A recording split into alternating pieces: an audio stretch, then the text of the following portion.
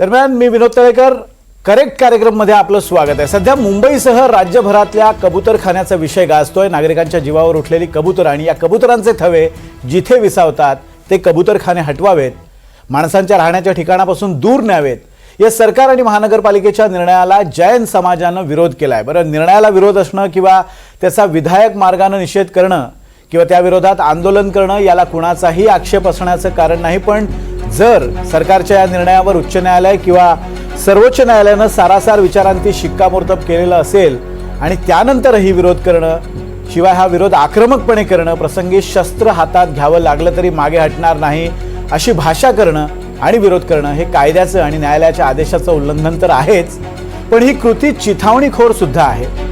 साधारण 8 दिवसांपूर्वी जैन समाजानं केलेल्या आक्रमक आंदोलनाला उत्तर म्हणून आज मराठी एकीकरण समितीच्या वतीनं सुद्धा दादर कबूतरखाना परिसरात आंदोलनाचा प्रयत्न झाला असं मी जाणीवपूर्वक म्हणतोय, कारण पोलिसांनी तो प्रयत्न यशस्वी होऊ दिला नाही।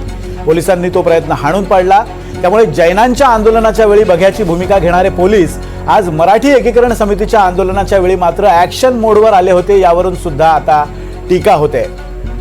तर अशी सगळी ही पार्श्वभूमी असलेल्या या सगळ्या घटनाक्रमावर आज आपण चर्चा करणार आहोत। सुरुवातीला ही दृश्य पहा। आज दिवसभरातली ही दृश्य आहेत, ज्या दृश्यांमध्ये आपण पाहतोय मराठी मुंबई एकीकरण संघटना एका ठिकाणी आंदोलन करते, तर दुसरीकडे मराठी एकीकरण समितीच्या मार्फत सुद्धा हे आंदोलन केलं जाते। 2 ते 3 संघटनांच्या प्रतिनिधींच्या द्वारे हे आंदोलन केलं जात होतं, मात्र या सर्व संघटनांच्या प्रतिनिधींना पोलिसांनी ताब्यात घेतलं आणि त्यानंतर आजचा हा सगळा दिवसभरातला घटनाक्रम पाहता आपण चर्चेला सुरुवात करणार आहोत। माझ्यासोबत या चर्चेमध्ये सहभागी होत आहेत गोवर्धन देशमुख, जे आता स्टुडिओमध्ये माझ्यासोबतच आहेत। मराठी एकीकरण समितीचे ते अध्यक्ष आहेत आणि त्यांनी यापूर्वी सुद्धा मीरा भाईंदरमध्ये एक आंदोलन केलेलं आहे।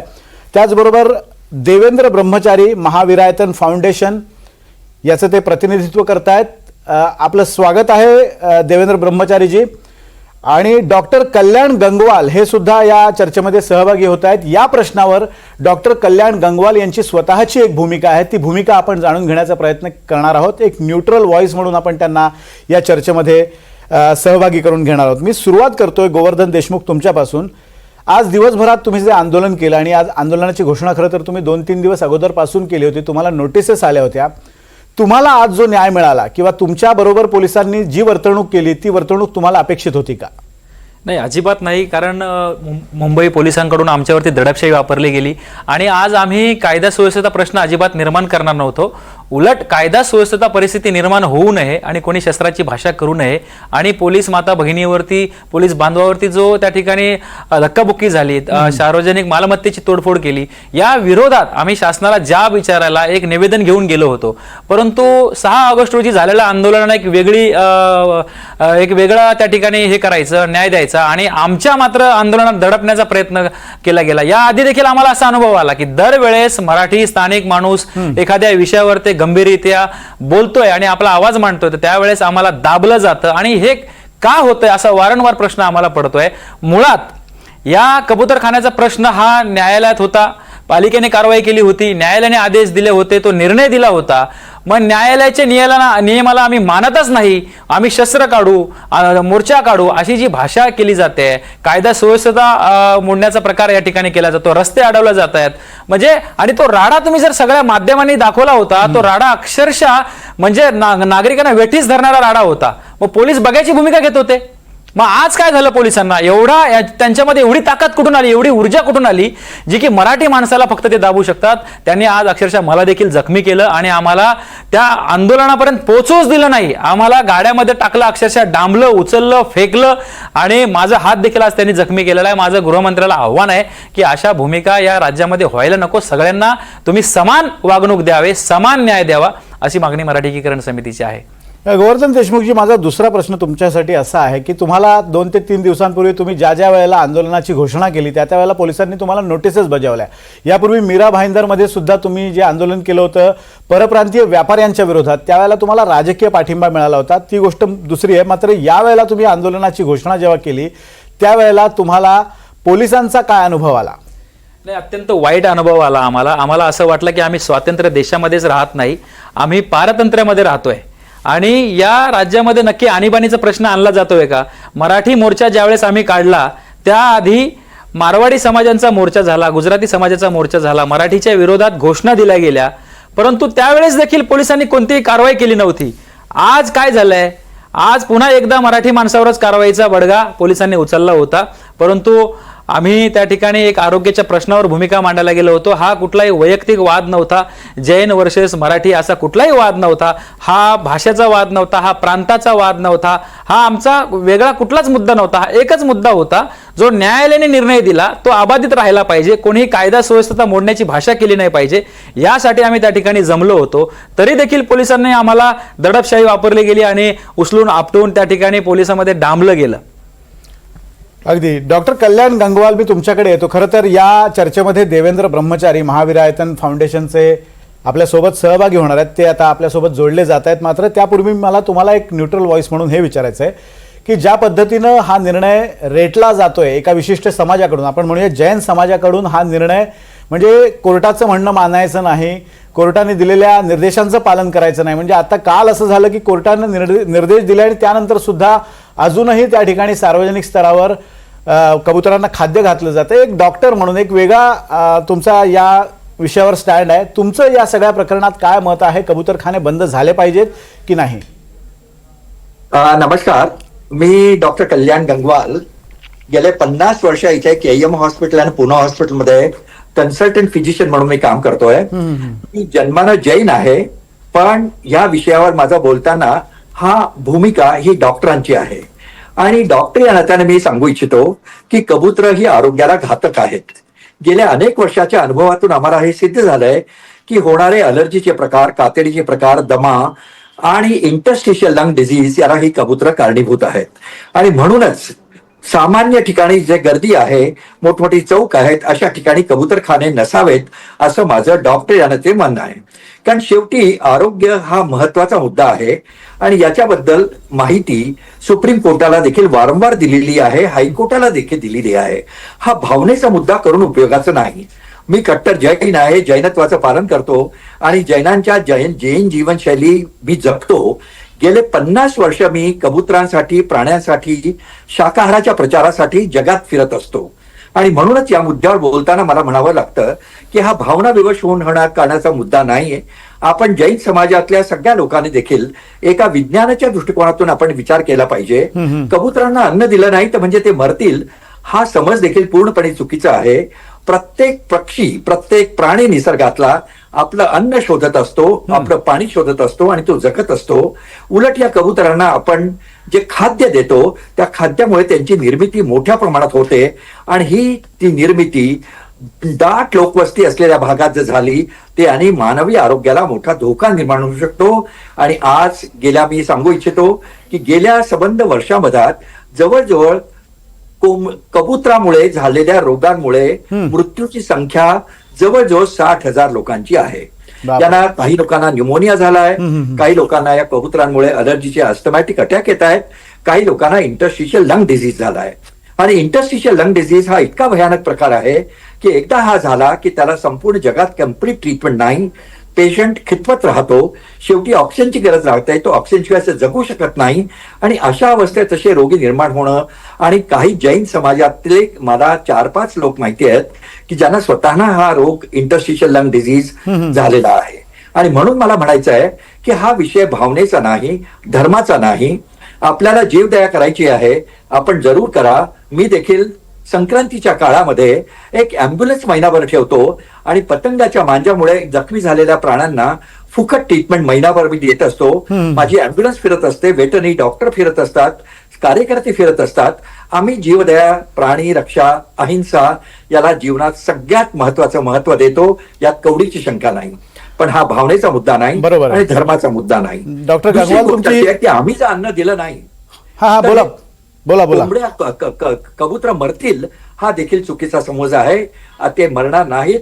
माझं सगळ्यांना अपील एकच आहे की आपण हे कबुतरखाने दाट लोकवस्तीच्या भागातून एखाद्या ओपन जागेमध्ये, गार्डन्स मध्ये, किंवा जसं मंगल प्रभात लोढांनी आता नुकतंच एक पायाभरणी केली नॅशनल गार्डन मध्ये बोरिवलीच्या, तिथे देखील एक मोठा कबुतराचा चबुतरा त्यांनी उभा केलाय. मला असं वाटतं की अशा ठिकाणी या कबुतरांचं संगोपन व्हावं, बरोबर आहे. त्यांची संख्या जास्त वाढू नये. आणि सगळ्यात महत्वाची गोष्ट अशी आहे की आमच्या ज्या चिमण्या पुण्यातल्या नाहीशा झाल्या आहेत, बॉम्बेमध्ये देखील चिमण्या आपल्याला दिसत नाही मुंबईमध्ये, याचं मेन कारण असं आहे की कबुतरांची संख्या मोठ्या प्रमाणात वाढली आहे. चिमणीला जरी परत आणायचं असेल तर आपल्याला कबुतरांच्या संख्येवर कंट्रोल करणं गरजेचं आहे. हा भावनेचा मुद्दा घेऊन उपयोगाचं नाही. अगदी डॉक्टर गंगवाल, तुमची भूमिका आणि त्या भूमिकेचं स्वागत सुद्धा आहे. देवेंद्र ब्रह्मचारी महावीरायतन फाउंडेशनचे आपल्यासोबत या चर्चेमध्ये सहभागी झालेले आहेत. देवेंद्रजी, तुम्ही ऐकताय डॉक्टर गंगवाल काय म्हणतायत. ते सुद्धा जैन जीवन पद्धतीचाच अंगीकार त्यांनी केलेला आहे आणि त्यांची मतं काहीशी वेगळी आहेत. तुम्ही ती मतं ऐकली आहेत, तुमचं त्यावरचं मत काय? देखिए, सबसे पहले तो ये बात है कि जिस तरह से आज पूरे देश भर में ये मुंबई का जो कबूतर खाने का जो मुद्दा है वो एक मुद्दा नहीं, आंदोलन नहीं है, बल्कि ये आस्था से, धर्म से भी जोड़ सकते हैं इसको हम.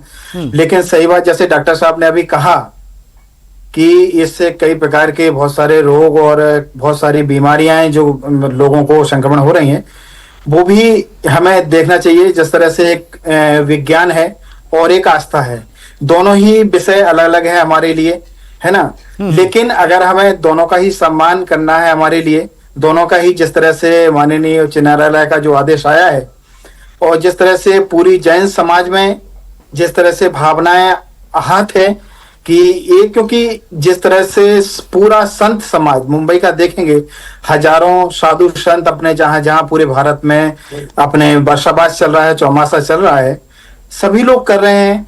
और वहां पर सभी एक प्रार्थना कर रहे हैं कि जिस तरह से माननीय न्यायालय का जो निर्देश आया है वो हमारी आस्था को कहीं ना कहीं एक दुख हुआ है. और हम विज्ञान को भी मानते हैं कि जिस तरह से डॉक्टर साहब का भी एक मत है, डॉक्टर साहब ने कहा है जिस तरह से, और भी विज्ञान भी कह रहा है कि जहां कबूतर खाने जो बने हैं उससे बहुत सारे लोगों को लंच इन्फेक्शन हो रहे हैं, बीमारी हो रही है बहुत सारी.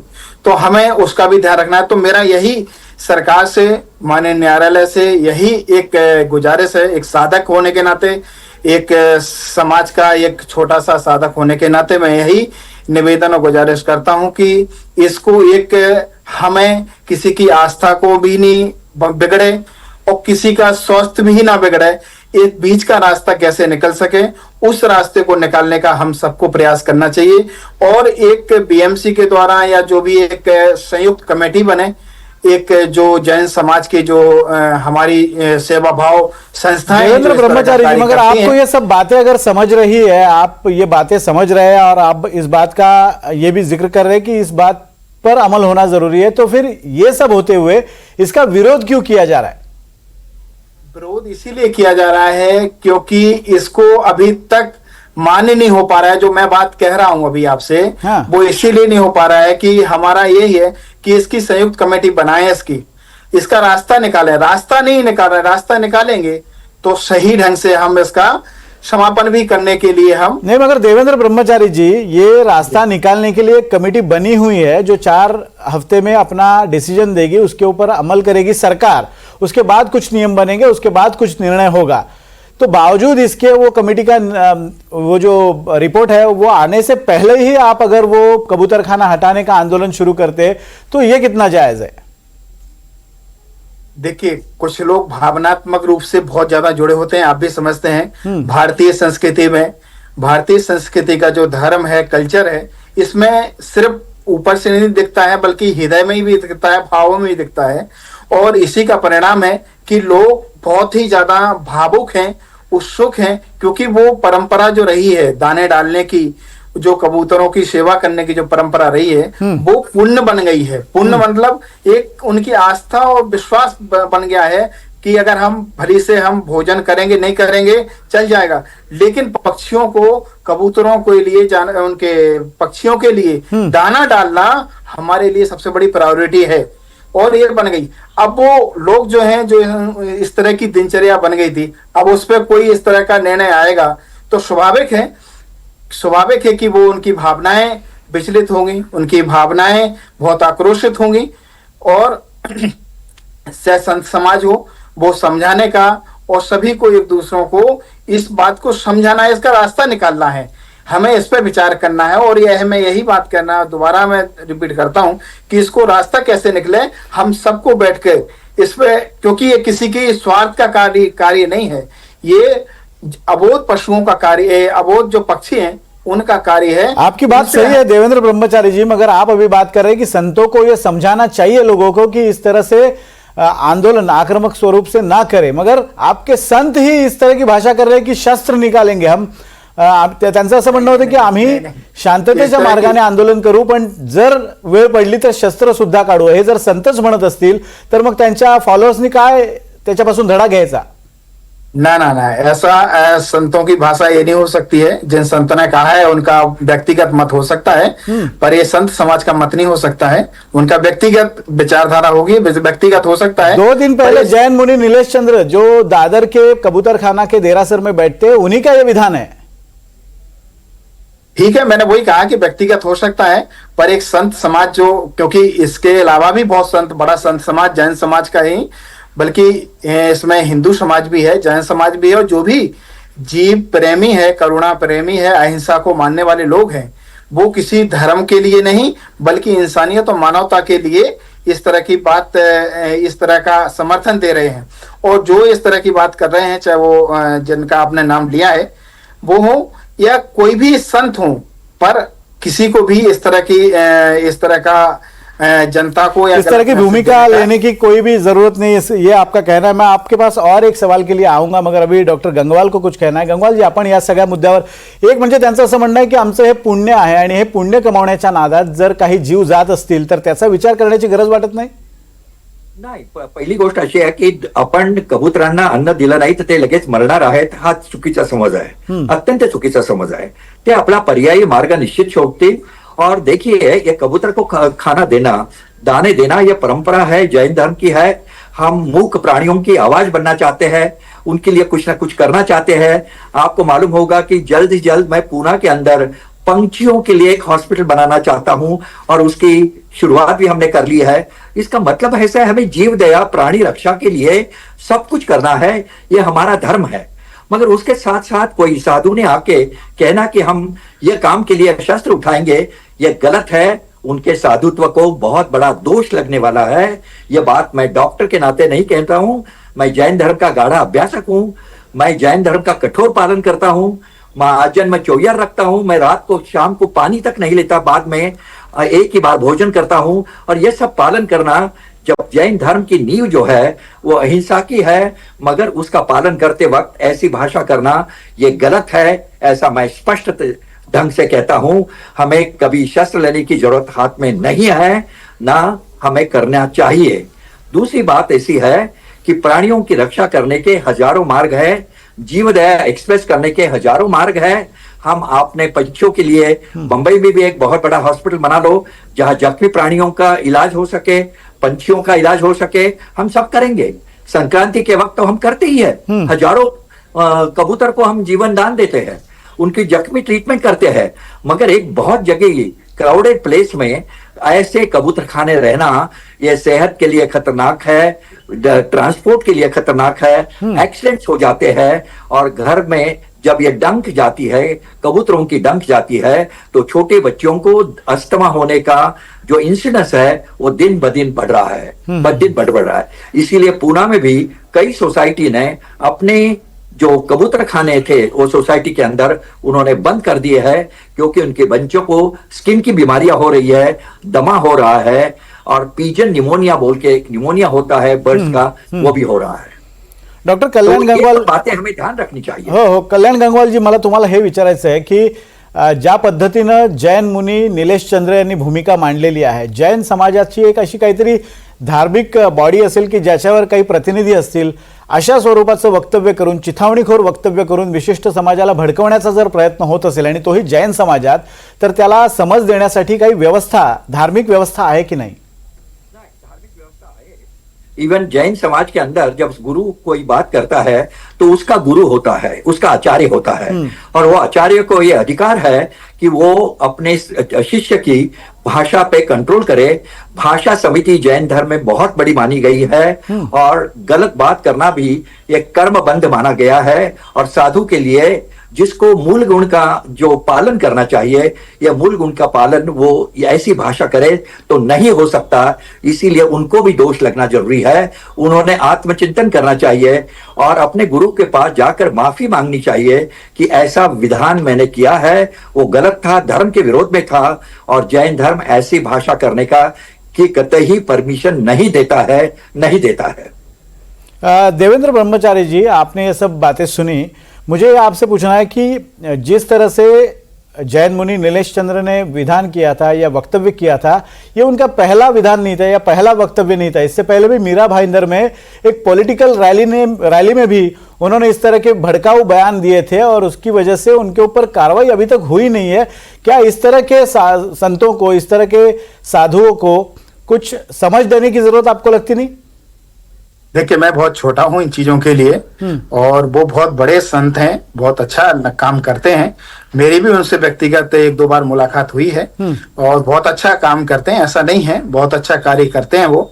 लेकिन कभी कभी भावनात्मक रूप इतना उत्तेजित हो जाना, ये थोड़ा सा मुझे लगता है कि वो उनका व्यक्तिगत हो सकता है, और इस पे उनको खुद ही वो विचार करेंगे, क्योंकि बहुत ज्ञानी पुरुष हैं वो, और इस पे खुद विचार करेंगे वो इस बात को लेकर। लेकिन मैं जरूर यहाँ पर एक मेंशन करना चाहूंगा ये बात को, कि हमें किसी को भी दूसरों को भी ध्यान रखना है। अगर जीव प्रेमी अगर हमें पक्षियों को दाना डालने का हमें पुण्य लगता है, तो हमें उन लोगों की भी भावना का ध्यान रखना चाहिए, उन लोगों की जिनको इस तरह की तकलीफों का सामना हो रहा है। आज जो कोर्ट में जो मामला गया है, वो जिस तरह से उच्च न्यायालय ने जो आदेश दिया है, ये क्यों दिया है? किसी ने ना उसकी पैरवी की होगी, और उनको लगा होगा कि इस तरह का आज से जब ये जो परंपरा 50 से 100 साल पहले जो प्रारंभ हुई, उस समय की स्थिति आप देख सकते थे कि उस समय की आबादी बहुत कम थी, और इस तरह की आबादी कम होने के कारण वहां पर आप कुछ भी करते तो कोई इतना गौर करने वाला नहीं था, और उस समय चल भी सकता था। लेकिन आज इतनी जिस तरह से आबादी बहुत बढ़ गई है, और आज हर आदमी हेल्थ कॉन्शियस है, उसमें बहुत सारी, जिस तरह से अभी डॉक्टर साहब ने बताया, और बहुत सारे लोग भी इस बात को एक्सेप्ट करेंगे जो इस तरह को मानते हैं कि उससे अनेक प्रकार के रोग उत्पन्न हो। तो मैं वही कहूंगा कि इसको हमें कैसे एक रास्ता निकले, हम भी इस पर चिंतन कर रहे हैं। अच्छी बात आहे, आपली पहल अच्छी आहे। आपलं जे पाऊल आहे ते योग्य रीतीने पडतंय, आणि त्याची जैन समाजातल्या इतरही विचारधारा मानणाऱ्या इतरही डॉक्टर गंगवाले यांच्यासारख्या घटकांनी याचा विचार जरूर करावा। पण गोवर्धन देशमुख, ही चर्चा संपवताना मी एक शेवटचा मुद्दा तुमच्याकडून जाणून घ्यायचा आहे मला। ज्या पद्धतीने वक्तव्य केली जात आहेत, चिथावणीखोर वक्तव्य केली जात आहेत, त्याला राजकीय वळण देण्याचा प्रयत्न केला जातोय, धर्माच्या आडून कुठेतरी राजकीय अजेंडा रेटण्याचा हा प्रयत्न वाटतोय का? नक्कीच राजकारण केलं जातं आहे। येणाऱ्या महानगरपालिका निवडणुका आहेत मुंबईच्या, आणि आमचा समाज किती मोठा आहे, आम्ही रस्त्यावर किती ताकदीने उतरतोय, हा यामागचा एक भाग दिसतोय। कारण जर तुम्ही पाहिलं की सत्तेमध्ये असलेले जे मंत्री महोदय आहेत, माननीय लोढा साहेब, हे एका विशिष्ट समाजासाठी त्या ठिकाणी भूमिका घ्यायला आले, परंतु त्यांना बहुसंख्य असणाऱ्या नागरिकांच्या आरोग्याचा प्रश्न महत्त्वाचा वाटला नाही का, असा आमचा प्रश्न आहे। आता काय झालंय की तुम्ही प्रत्येक गोष्ट धर्माच्या आडून जर राजकारण करत असाल तर कुठेतरी हे थांबलं पाहिजे, कारण हा महत्त्वाचा प्रश्न आहे। नक्कीच जीवदया भूतदया आपण मांडतो, परंतु दुसऱ्या बाजूला ज्या वेळेस तुम्ही श्वानांना रस्त्यावरती त्यांचं जे अन्न आपण म्हणतो मांसाहारी अन्न, मांजरांचं जे मांसाहारी अन्न आहे, हे श्वान म्हणजे आणि हे मांजर हे देखील प्राणी आहेत, पशु आहेत, यांचं खाद्यपदार्थ तुम्ही मात्र खाऊ देत नाहीत, कारण ते मांसाहारी आहे। मग सर्वांच्या बाबतीमध्ये आपण हा भूतदया आणि जीवदयाचा विचार केला पाहिजे, आणि कुठेतरी ही हेकेखोरी म्हणजे कबूतरखाना आम्हाला तिथेच पाहिजे अशी हेकेखोरी या जैन मुनींनी सोडली पाहिजे। आणि जिथे मानवी वावर नाही आहे, एखादा तुम्ही जर वन विभाग घेतला, एखादं मोकळं मैदान घेतलं, त्या ठिकाणी तुम्ही नक्कीच हे सुरू करा, कारण सगळ्यांना पशूंना पक्ष्यांना जगण्याचा अधिकार आहे। परंतु जर मनुष्यच राहणार नाही तर या पक्ष्यांना कोण खाऊ घालणार आहे, असा प्रश्न मराठी तुमच्या या नोटवर मी या चर्चेची सांगता करतोय की अतिशय महत्त्वाचा मुद्दा आहे की भूतदया दाखवणं गरजेचं आहे। प्राण्यांनाही जगण्याचा अधिकार आहे, त्यांनाही योग्य पद्धतीने जगणं आवश्यक आहे, आणि त्या दृष्टीने आपली काय मदत होईल मानव प्राण्याची याकडे सुद्धा लक्ष देण्याची गरज आहे. पण हेच प्राणी किंवा हेच पक्षी जर आपल्या जीवावर उठत असतील तर या भूमिकेचा कुठे ना कुठेतरी विचार करण्याची गरज आहे आणि ती गरज आता आलेली आहे. त्यामुळे कोर्ट आणि सरकार आपलं काम करेल. कोर्ट आणि सरकार जे काम करेल त्याला पाठिंबा देऊन योग्य ती जीवन पद्धती अवलंबणं हे आपलं काम आहे. धन्यवाद, तुम्ही सगळेजण या चर्चेमध्ये सहभागी झालात, आपली मतं मांडलीत त्याबद्दल. तर बुलेटिनमध्ये एक छोटासा ब्रेक, लगेच परत येतोय. बघत रहा NDTV मराठी.